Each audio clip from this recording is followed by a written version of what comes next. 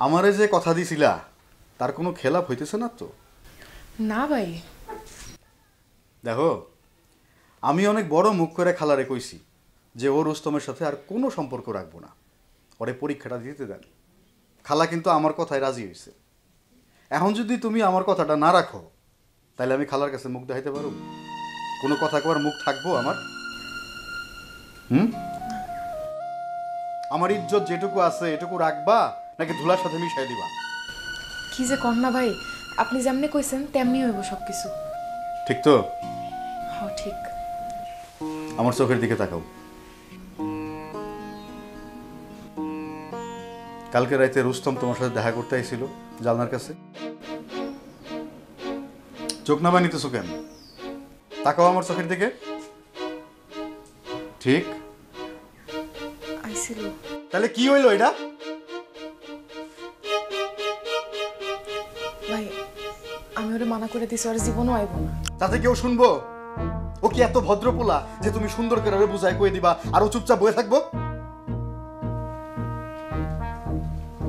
আমি জানি তুমি অনেক চেষ্টা করতেছো, ঠিকঠাক মতো পরীক্ষাটা দেওয়ার জন্য তুমি খুব চেষ্টা করতেছো। তুমি ওর মুখের উপরে জানলাটা বন্ধ করে দিছিলা সেটাও আমি জানি। তুমি তোমার পরিবারের কথা ভাবতেছো, কিন্তু ও কি এসব কথা বুঝবো? ভাই বিশ্বাস করেন, আমি ওর লগে দেখাও করি না, কথাও কই না। আমি তো আর বলতেছি না যে পুরা দোষটা তোমার, দোষ তো সম্পূর্ণ এই রুস্তমের। আমার কি মনে হয় ওর লগে যোগাযোগ না করলে ও শেষমেশ মাইনে নিতে বাধ্য হয়ে যাইব।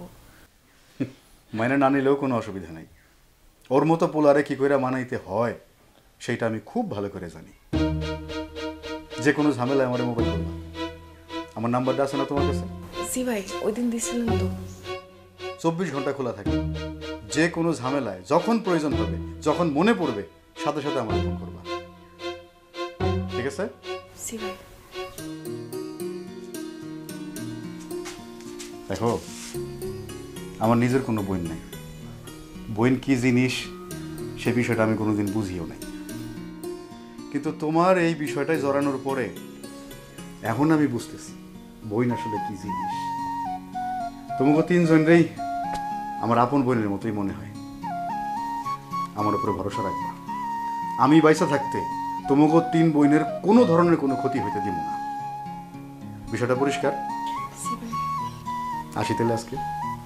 ঠিক আছে, আসসালামু আলাইকুম। ওয়ালাইকুম আসসালাম। মন দিয়ে লেখাপড়া করো।